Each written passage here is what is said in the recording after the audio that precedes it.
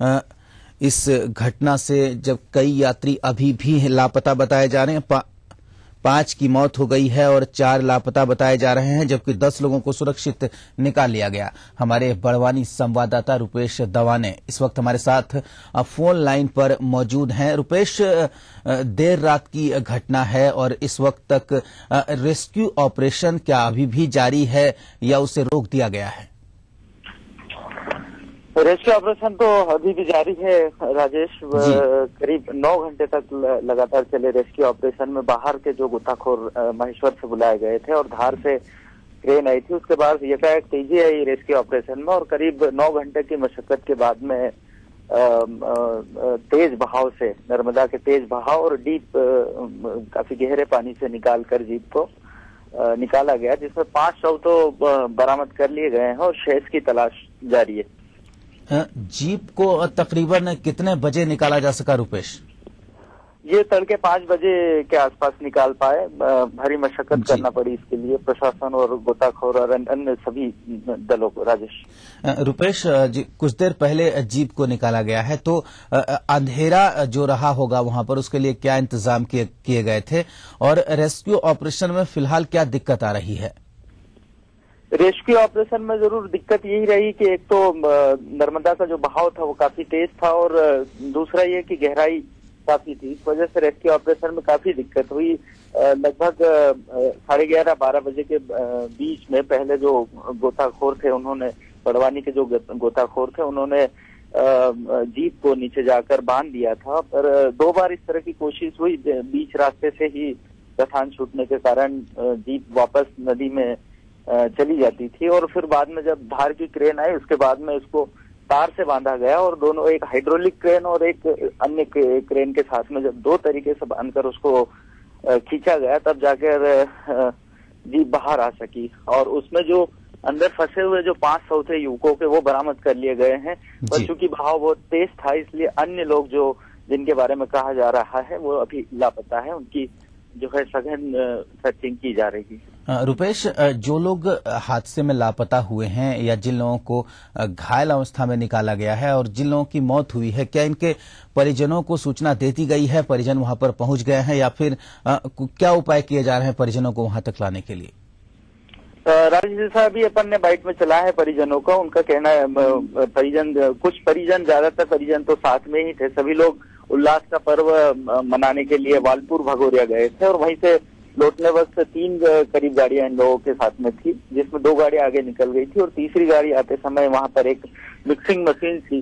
जाहिर तौर पर प्रशासन की लापरवाही है इसमें। बैरिकेडिंग होनी थी, इंडिकेशन लगाए जाने थे और बहुत हद तक वहां पर जो ये रिस्की पुल था जो एक्सपायर हो चुका है, एनवीडीए ने जिसको खतरनाक घोषित कर दिया है, डिसमेंटल होने का आदेश हो गए। ऐसे पुल पर 4 व्हीलर का परिवहन प्रतिबंधित किया जाना था। जाहिर तौर पर इस पर सीधे तौर पर जिला प्रशासन और पीडब्ल्यूडी डिपार्टमेंट जो है वो जिम्मेदार है। जी रुपेश, एक तरफ तो ये दर्दनाक हादसा पेश आया और दूसरी तरफ मीडिया कर्मियों से अभद्रता की खबर मिल रही है तमाम आला अधिकारियों की उपस्थिति में, तो क्या कैसे हुआ ये वाकया?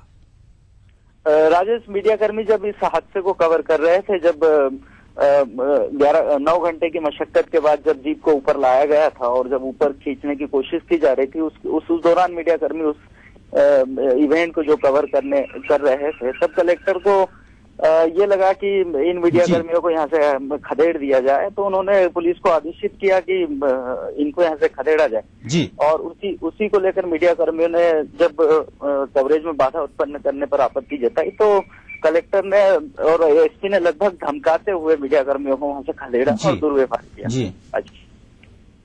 जी रुपेश, बहुत शुक्रिया आपका इस तमाम जानकारी के लिए। हमारे बड़वानी संवाददाता रुपेश दवाने हमें घटनास्थल से इस समाचार से अवगत करा रहे थे। अब से कुछ देर पहले यानी तकरीबन 5 बजे के करीब जीप को बाहर निकाला गया और हालांकि अभी भी जो बचाव और राहत कार्य है वो जारी है।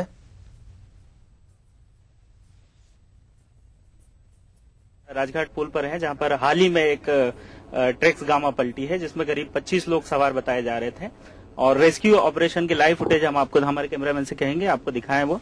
उस तरफ क्रेन लगी हुई है, हाल ही में कुक्षी से बुलाई गई है। पर यह चूंकि हादसा हुआ करीब 2.5 घंटे बीत चुके हैं और अभी तक रेस्क्यू ऑपरेशन में क्रेन की वजह से डिले हो रहा था। हालांकि प्रशासन ने 3 नावें लगाई थी, पर उनको जो है सर्चिंग में सफलता नहीं मिल पाई। गोताखोरों को रात का समय होने के कारण काफी दिक्कतों का सामना करना पड़ रहा है। बड़वानी जिले की जो क्रेन थी वो जुलवानिया है, करीब 45 किलोमीटर दूर, आने में बहुत वक्त लगेगा।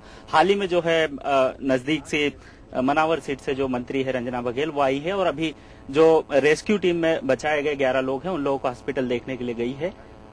Rupesh Dawane, ETV news, Barwani. बड़वानी संवाददाता रुपेश दवाने इस हादसे के बाद घटनास्थल का जायजा लिया उन्होंने और आप तक पहुंचा रहे थे घटनास्थल का हाल की क्या कुछ देखा। यहां रुकेंगे एक ब्रेक के लिए।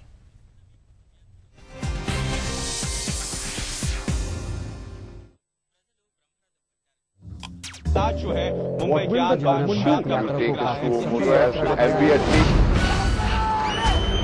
अगर आपको इस न्यूज चैनल पर दिखाई गई किसी खबर या कार्यक्रम से शिकायत है तो न्यूज ब्रॉडकास्टिंग स्टैंडर्ड्स अथॉरिटी को लिखें। ज्यादा जानकारी के लिए www.nbanewdelhi.com पर लॉग ऑन करें।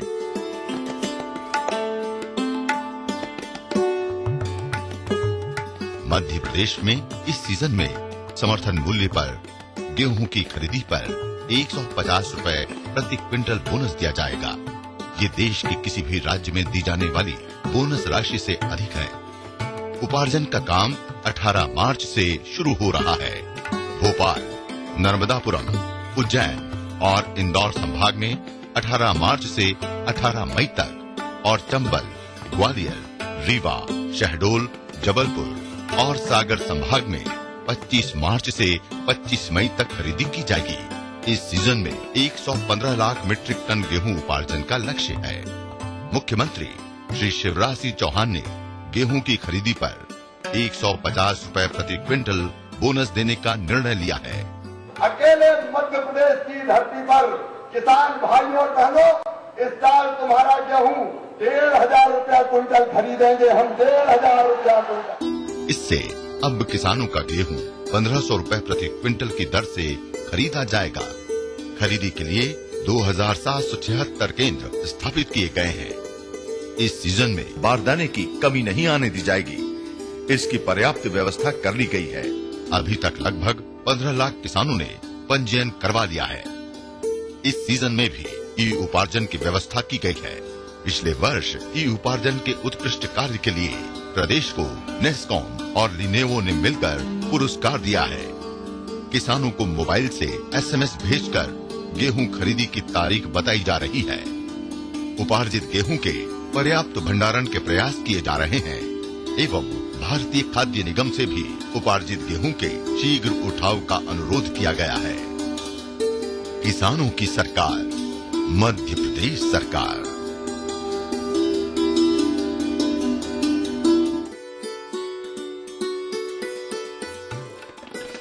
पिछले 8-9 वर्ष से विकास के विभिन्न क्षेत्रों में इतिहास बनाता आ रहा मध्य प्रदेश अब एक नया इतिहास बनाने जा रहा है।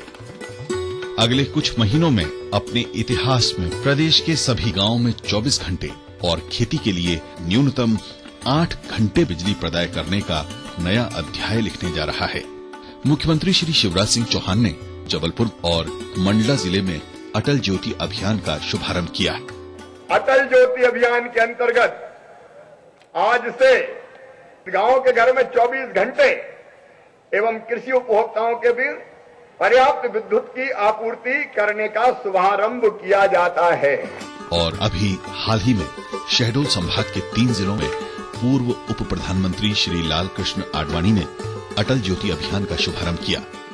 अटल ज्योति अभियान के अंतर्गत आदिवासी बहुल शहडोल, अनूपपुर व उमरिया जिलों के बिजली उपभोक्ताओं को 24 घंटे तथा कृषि उपभोक्ताओं को पर्याप्त बिजली की आपूर्ति करने का शुभारंभ किया जाता है।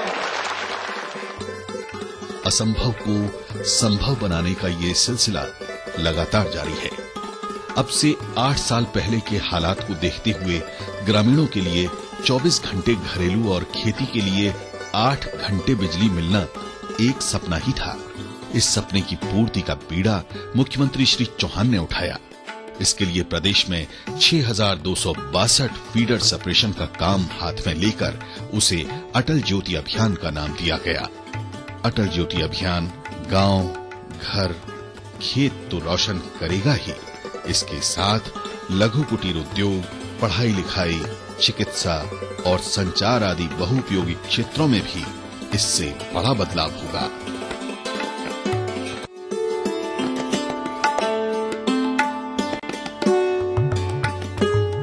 मध्य प्रदेश में इस सीजन में समर्थन मूल्य पर गेहूं की खरीदी पर 150 रुपए प्रति क्विंटल बोनस दिया जाएगा।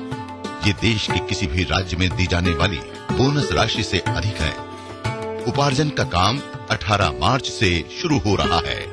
भोपाल, नर्मदापुरम, उज्जैन और इंदौर संभाग में 18 मार्च से 18 मई तक और चंबल, ग्वालियर, रीवा, शहडोल, जबलपुर और सागर संभाग में 25 मार्च से 25 मई तक खरीदी की जाएगी। इस सीजन में 115 लाख मीट्रिक टन गेहूं उपार्जन का लक्ष्य है।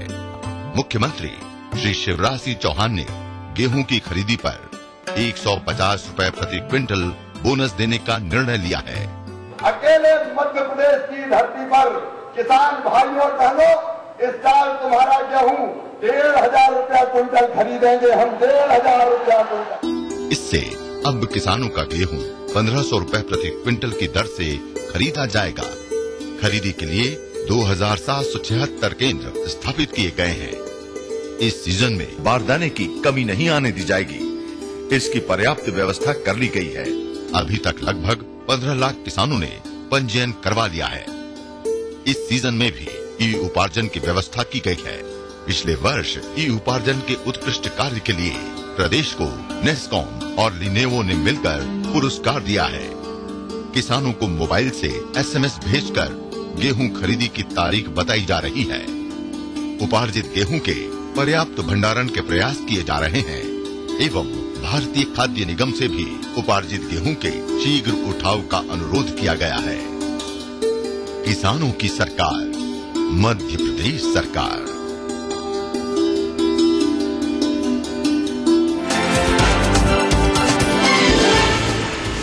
खास खबर तब होती है जब कोई बात हो उसमें आम खबरों की भीड़ में जो दिखाई दे अलग से। ऐसी ही खबरों को हम चुनते हैं और दिखाते हैं खास खबर।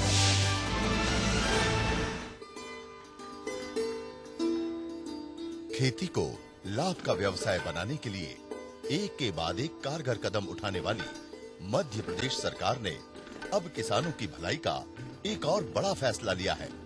नए फैसले में स्थायी कृषि पंप उपभोक्ता के बिजली बिल पर सरचार्ज को 28 फरवरी 2013 की स्थिति में माफ किया गया है।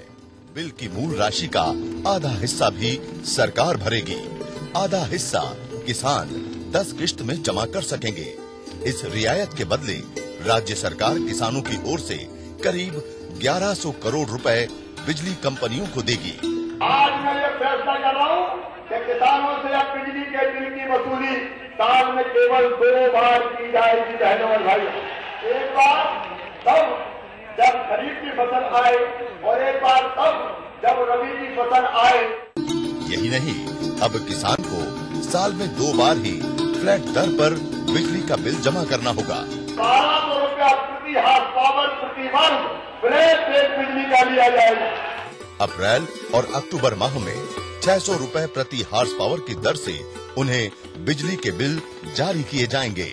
मध्य प्रदेश सरकार ने जो ये बिल माफी का जो कदम उठाया, ये बहुत ही सभी किसानों के लिए लाभदायक है। इसके लिए मैं धन्यवाद देता हूँ। फसल भी किसान करने जब आती है, जब भी बिल जमा कराए 12 महीना, हर महीने कहाँ से पैसा किसान भरेगा। इसलिए साल में 2 बार रहेगा तो आराम से किसान बिल चुका सकता है। इसके लिए हम सरकार को शुभकामना देते हैं।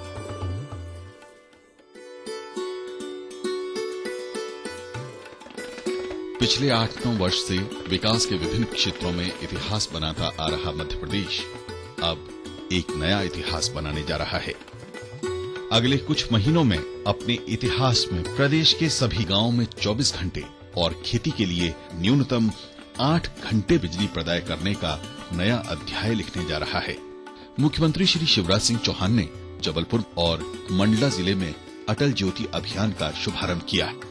अटल ज्योति अभियान के अंतर्गत आज से गांव के घर में 24 घंटे एवं कृषि उपभोक्ताओं के बीच पर्याप्त विद्युत की आपूर्ति करने का शुभारंभ किया जाता है। और अभी हाल ही में शहडोल संभाग के 3 जिलों में पूर्व उप प्रधानमंत्री श्री लाल कृष्ण आडवाणी ने अटल ज्योति अभियान का शुभारंभ किया। अटल ज्योति अभियान के अंतर्गत आदिवासी बहुल शहडोल, अनूपपुर व उमरिया जिलों के बिजली उपभोक्ताओं को 24 घंटे तथा कृषि उपभोक्ताओं को पर्याप्त बिजली की आपूर्ति करने का शुभारंभ किया जाता है। असंभव को संभव बनाने का ये सिलसिला लगातार जारी है। अब से 8 साल पहले के हालात को देखते हुए ग्रामीणों के लिए 24 घंटे घरेलू और खेती के लिए 8 घंटे बिजली मिलना एक सपना ही था। इस सपने की पूर्ति का बीड़ा मुख्यमंत्री श्री चौहान ने उठाया। इसके लिए प्रदेश में 6,262 फीडर सेपरेशन का काम हाथ में लेकर उसे अटल ज्योति अभियान का नाम दिया गया। अटल ज्योति अभियान गांव, घर, खेत तो रोशन करेगा ही, इसके साथ लघु कुटीर उद्योग, पढ़ाई लिखाई, चिकित्सा और संचार आदि बहुउपयोगी क्षेत्रों में भी इससे बड़ा बदलाव होगा।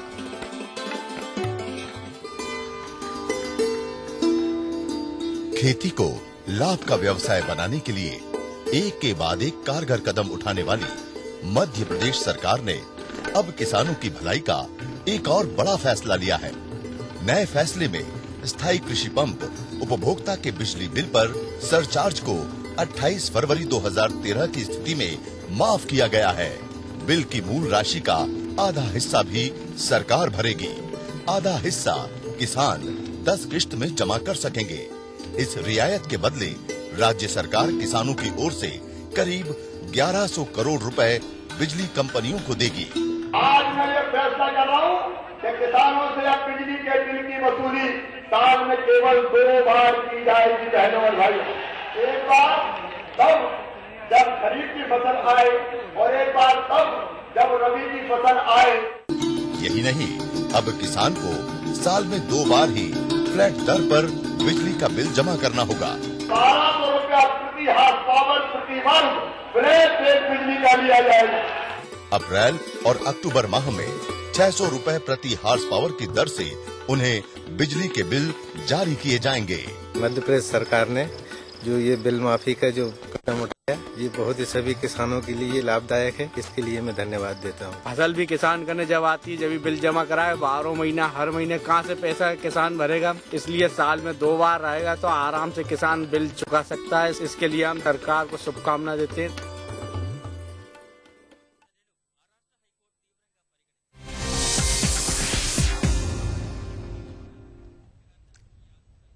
ब्रेक के बाद आपका स्वागत है। तो हम बात कर रहे हैं दर्दनाक हादसे की। बड़वानी में देर रात एक जीप के नर्मदा नदी में गिर जाने से 5 लोगों की मौत की खबर है और इस हादसे में 10 लोग गंभीर रूप से घायल हो गए हैं, जबकि 4 अभी भी लापता बताए जा रहे हैं। तो 10 घायलों में से 9 को स्थानीय अस्पताल में भर्ती कराया गया है, जबकि 1 को बेहतर इलाज के लिए इंदौर रेफर किया गया है।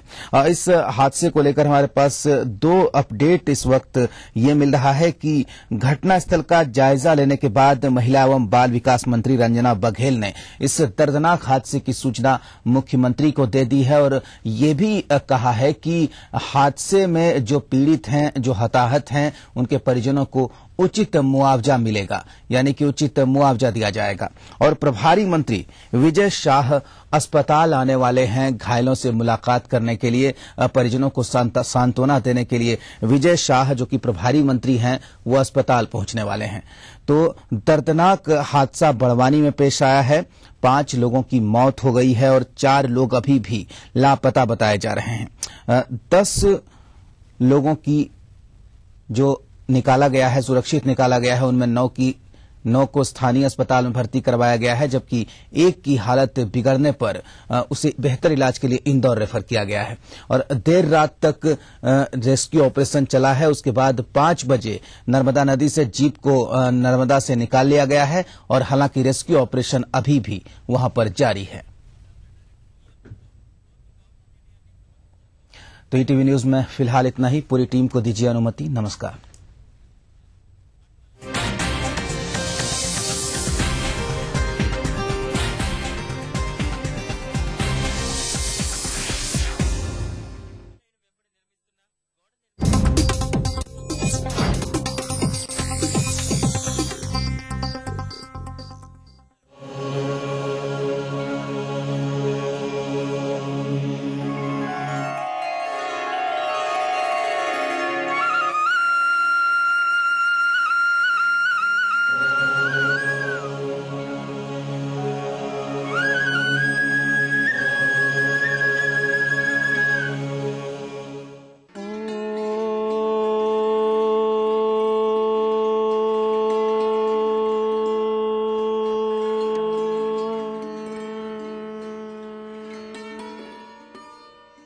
ईटीवी के सभी प्यारे दर्शकों का योग मंत्र में स्वागत है।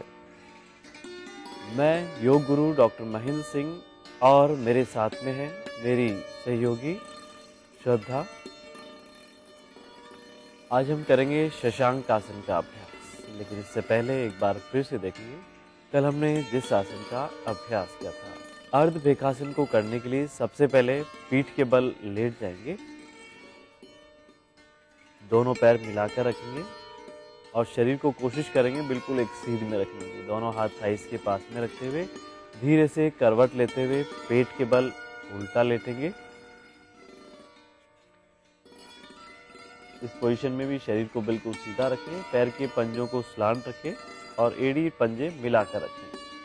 अब धीरे धीरे हथेलियों का प्रेशर जमीन पर देते हुए सिर, गर्दन, छाती और नाभि से ऊपर तक के भाग को उठाएंगे। ऊपर देखें पूरा और धीरे धीरे अपना दाहिना हाथ राइट हैंड कमर के पीछे की तरफ लेकर जाएं। पूरा ऊपर देखें। कुछ सेकंड्स के लिए फाइनल पोजीशन में बने रहें, आंखें खुली हुई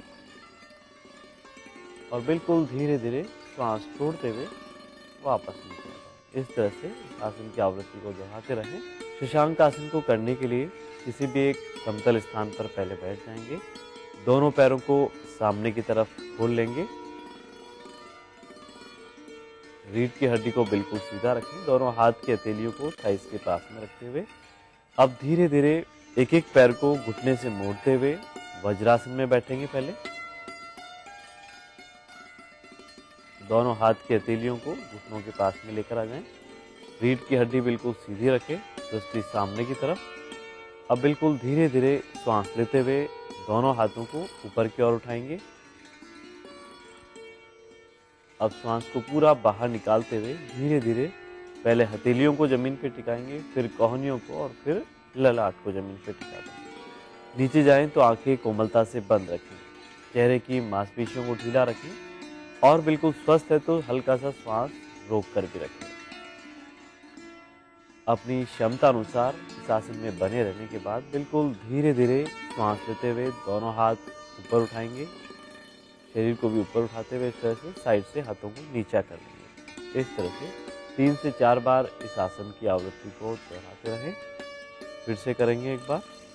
दोनों पैर खोलें एक बार पहले सामने, एक बार फिर से देखें। इस तरह से बिल्कुल सीधे बैठकर अर्थात दंडासन की पोजीशन में आकर एक एक पैरों को घुटने से मोड़ते हुए पहले वज्रासन की स्थिति में आ जाएंगे। अब धीरे धीरे श्वास लेते हुए दोनों हाथों को ऊपर उठाना और श्वास को पूरा बाहर निकालते हुए पहले हथेली टिकाएंगे, फिर कोहनियों को और फिर ललाट को टिका देंगे। आंखें कोमलता से बंद रखें और चेहरे की मांसपेशियों को जितना ढीला छोड़ सकते हैं छोड़ दें। और बिल्कुल स्वस्थ है अर्थात हाई बीपी, हार्ट की प्रॉब्लम नहीं है, श्वास संबंधी विकार नहीं है, तो कुछ देर के लिए श्वास को रोका जा सकता है। अब बिल्कुल धीरे धीरे श्वास लेते हुए हाथों को ऊपर उठा लें और साइड से नीचे लें। बेहद उपयोगी है शशांक आसन का अभ्यास, विशेषकर उन लोगों के लिए जिनको हाई बीपी, हार्ट की प्रॉब्लम रहती है अनिद्रा, माइग्रेन और डिप्रेशन की शिकायत रहती है और जिनके स्नायु तंत्र मजबूत नहीं रहते हैं, वे भी यदि नियमित रूप से इस आसन का अभ्यास करें तो उन्हें काफी इससे लाभ मिल सकता है। और चेहरे की सुंदरता तक ये विशेष लाभकारी है ये शशांक आसन का अभ्यास। ध्यान रखें, इस पोजीशन में या इस आसन में कई बार जो जिनके मोटापा होता है वे प्रॉपर इस आसन को नहीं कर पाते, इसलिए हिप्स एड़ी के ऊपर से उठ जाते हैं, लेकिन धीरे धीरे अभ्यास करेंगे तो ये नहीं होगा। आज का योग मंत्र है, जिनके भी साइटिका पेन रहता है, अर्थात साइटिका नर्व में जिनके पेन रहता है, यदि वे लौंग के तेल की मसाज वहां पर करें तो उन्हें इससे काफी लाभ मिलेगा।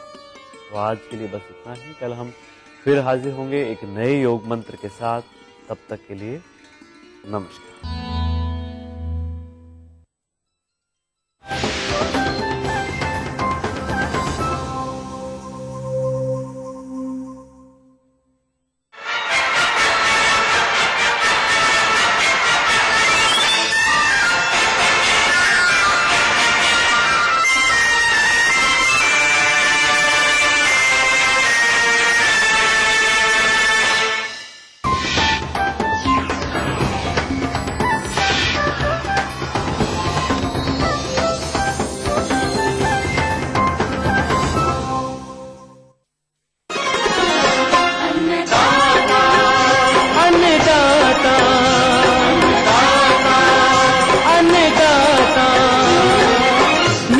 तुम्हारा अन्नदाता, पग पग पर है संग तुम्हारे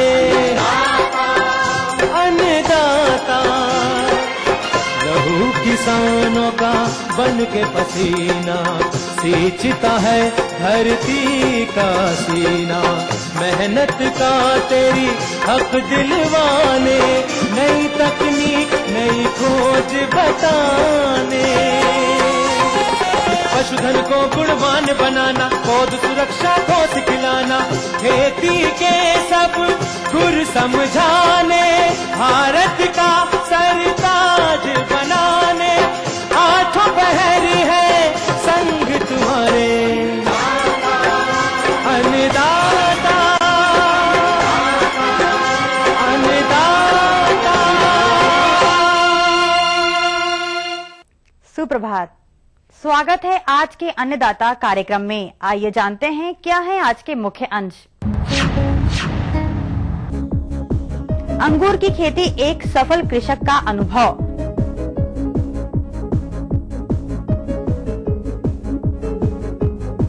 बैगन की पौध रोपाई प्रबंधन पर जानकारी।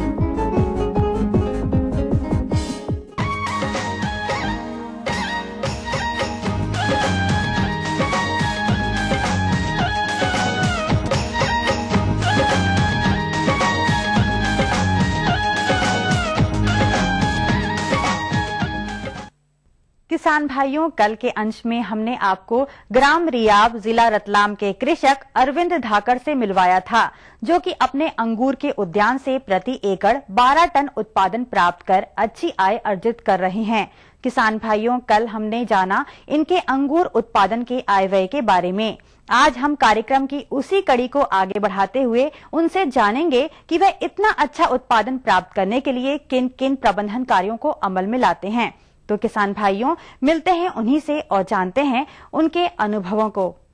किसान भाइयों, अंगूर की खेती के लिए इन्होंने सर्वप्रथम खेत की 3 से 4 बार जुताई कर 10 फीट की दूरी पर कतार बनाई। तदुपरांत इन्होंने मजदूरों की सहायता से पौध रोपाई हेतु 0.5 गुणा 0.5 गुणा 0.5 लंबाई, चौड़ाई, गहराई के गड्ढे 5 फीट की दूरी पर तैयार किए तथा प्रति गड्ढे में 25 किलो गोबर की खाद, 500 ग्राम स्फूर, 250 ग्राम पोटाश को मिट्टी में मिलाकर गड्ढे को भर दिया। तदुपरांत इन्होंने देशी अंगूर पौध की रोपाई की तथा अंगूर की बेलों को सहारा देने हेतु लोहे के खम्भे तथा तार को कतार में लगाया। इसमें इन्होंने महाराष्ट्र के कुशल मजदूरों द्वारा अंगूर में शाक प्रवर्धन कराया तथा समय समय पर खेत से खरपतवारों को निकालते रहे। 1 वर्ष पश्चात इन्होंने लता की कटाई छटाई प्रारंभ की। दूसरे वर्ष एक मुख्य शाखा को छोड़कर अन्य सभी को काटा तथा तीसरे वर्ष प्रमुख तने के शीर्ष से जो शाखाएं निकली उन्हें बढ़ने दिया तथा अन्य शाखाओं को काट दिया। चौथे वर्ष में इन्होंने अंगूर का वार्षिक प्रबंधन अप्रैल महीने से चालू होता है, अप्रैल कटिंग से। अप्रैल महीने में अपन को इसकी कटिंग करना पड़ती है और कटिंग के पश्चात जो बड रहती है, जो आंखें रहती है, उसके ऊपर हाइड्रोजन साइनामाइड डॉर्बेक करके एक आता है